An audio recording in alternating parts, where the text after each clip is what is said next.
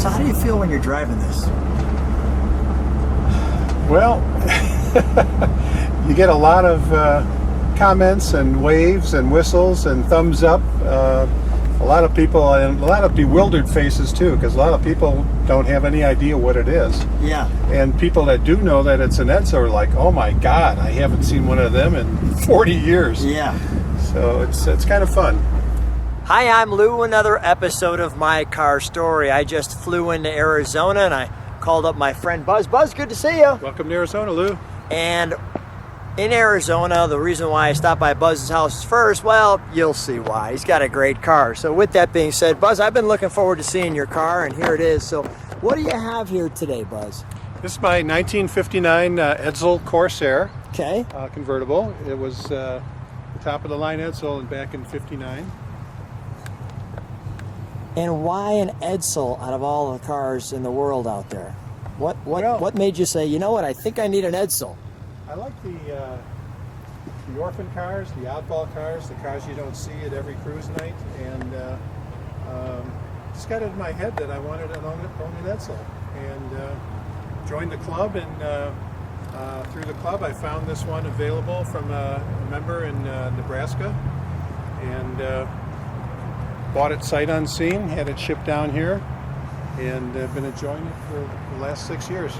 A couple of things right off the bat. The fender, the antenna and the fender, really way up the fender. I mean, we're going to take a walk back, and you were sharing that the fender ornaments were called bullseyes? Gun sights. Gun sights, that's it.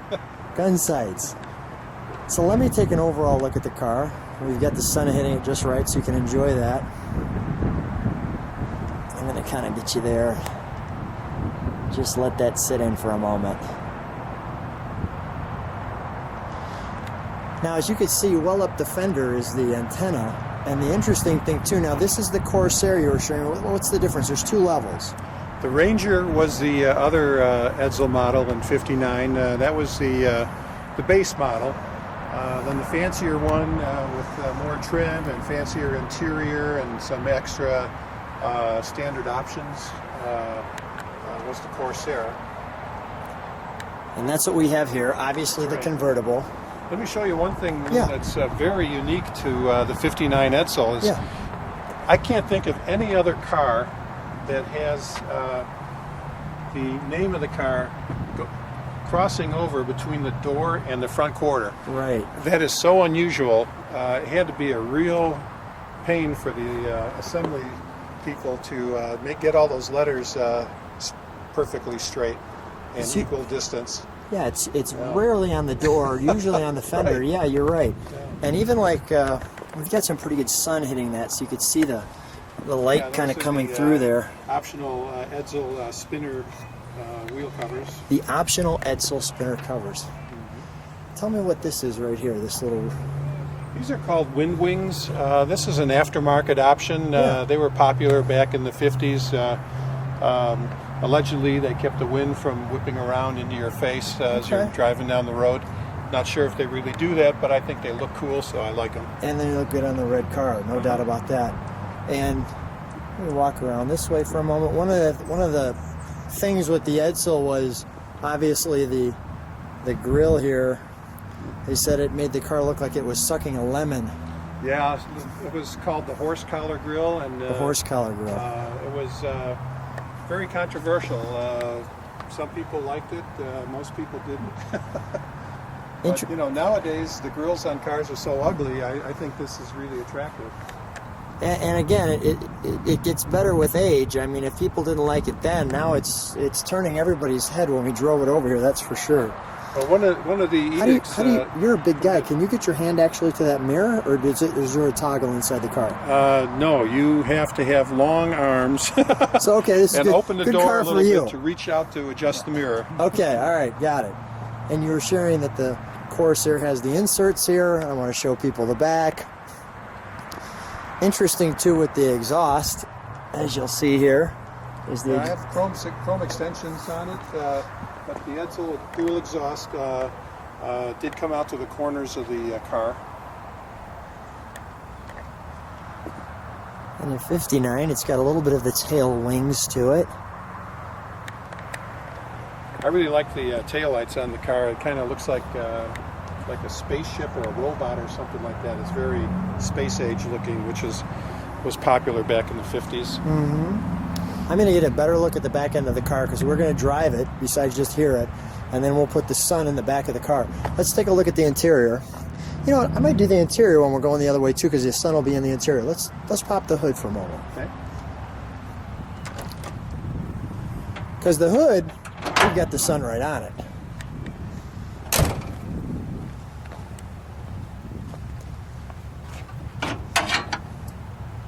Oh yeah, that looks good. This is 361. It was built exclusively for Edsel. It's rated at 303 horsepower, which was pretty good for 360 cubic inch back in the day. And it's quite powerful. Well, let's start it up. Let's hear it.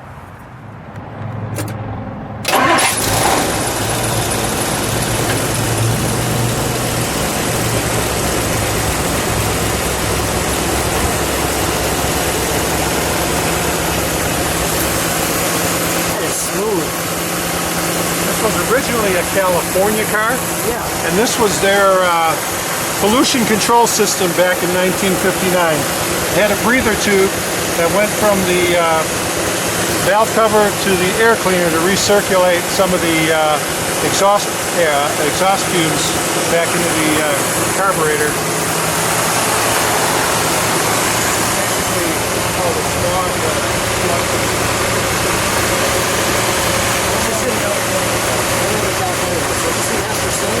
That is a combination master cylinder powered with a brake booster called a Suburbs. And when I first got the car, I had the brakes go out, and it was very difficult finding an old timer that knows how to work on those old treadle backs. Okay. Oh yeah.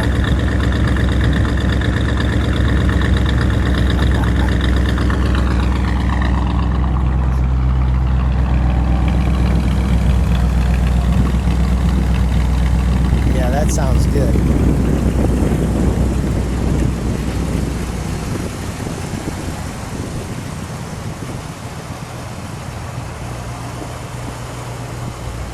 Edsel. Again, I'll do a little more detail when we stop on the interior. Let's just enjoy this.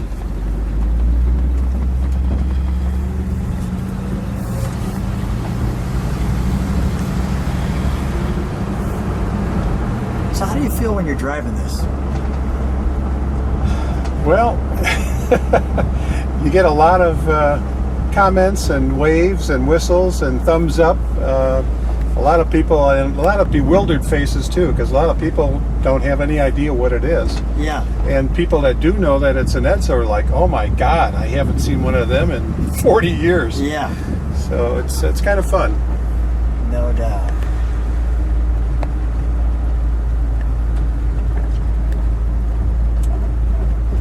There we go. That's hoping to get the sun in the interior there. Obviously a factory piece with the E in the center of it. In the air conditioning. Actually, that's aftermarket. Oh, is it aftermarket? Yeah. Okay. And I was able to find an old Edsel emblem. I put that on there, and so to make it look original. But I found the most retro-looking unit I could find, and kind of fits real well.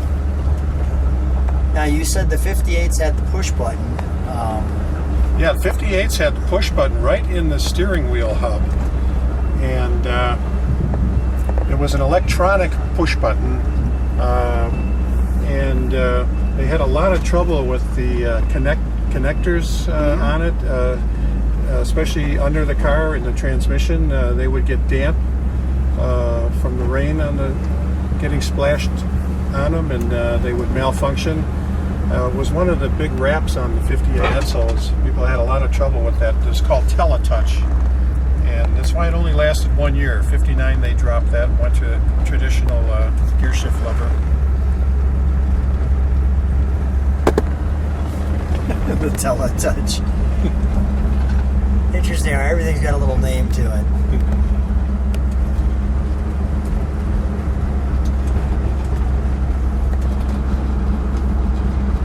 Smooth ride. Yeah, this has the optional 3-speed automatic transmission. The standard transmission was a 2-speed, and this has the biggest engine in 59, the 361. Standard would have been 292, or you could have also gotten a 332, and then the top of the line was the 361.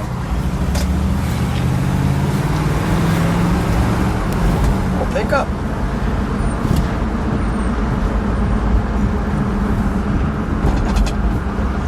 It's got that little unused gas smell too to it, you know what I mean? Yes. It's like we didn't burn everything on that. It's a real treat to be in a 59 Edsel. We have a pretty good Edsel. There's actually 3 nationwide Edsel clubs, believe it or not, and we have a fairly strong chapter down here in the Phoenix area. We get together monthly and have put on a show or 2 every year. Yeah. There's that E right in the center of the dash there, so you never... There's E's everywhere. There's E's in the gun sights. There's E's in the on the side of the moldings, the stainless steel moldings, and a little E right here in the middle of the dashboard. Yeah, it's just featuring that. Yeah.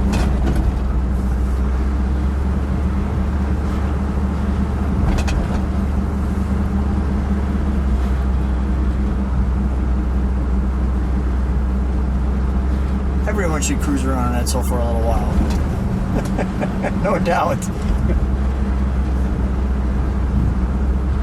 They do draw a crowd at the cruise nights and car shows, because there's a lot of nice cars come to the cruise nights out here, but if you're lucky to see one Edsel, maybe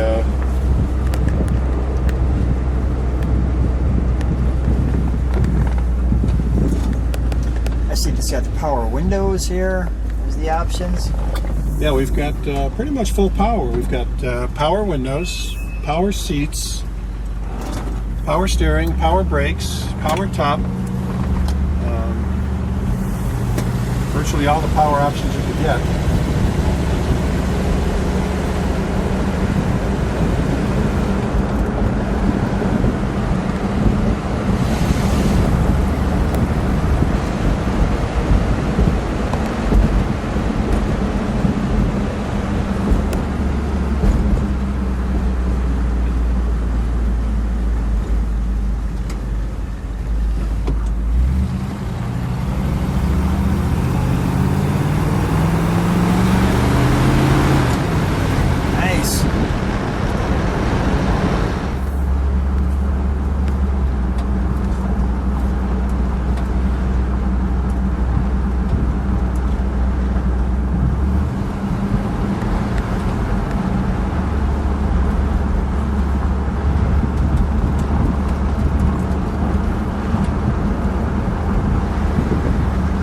It's a nice car on the highway. It'll cruise 70, 75, or probably go a lot faster than that. But it keeps up with traffic nowadays, and rides smooth. Keeps a straight line. Wouldn't be a good car in a Gymkhana, because handling is theoretical, basically. All right. You got to plan ahead when you want to make a turn. Plan ahead to make the turn. Awesome. When I bought the car, it had been restored as needed, not a total, complete frame-off, bumper-to-bumper restoration, but restored as needed. The paint was, of course, done. I don't know what kind of body work might have been done before the paint was applied. The top is a new Hearts top. It's the canvas style top, which wouldn't have been available back in '59 from Edsel. The interior is original. Carpeting is original. Virtually everything is original, other than the fact that it had a paint job and a new top. The color of the car? It's called President Red. President Red. Like so, inviting you in, as well as the word Edsel.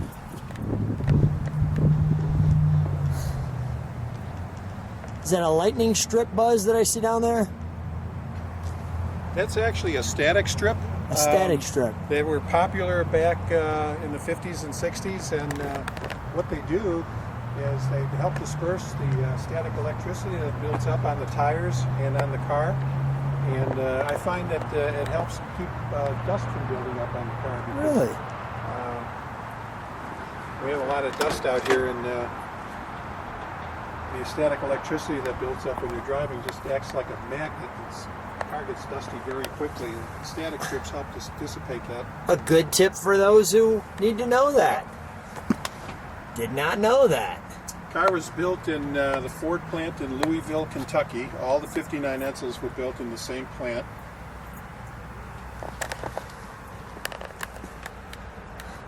The Edsel key ring.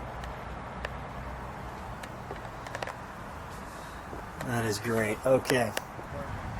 Buzz, always fun seeing you. Thanks so much for being on My Car Story, and thanks for having such great cars. Thanks for coming out, Lou.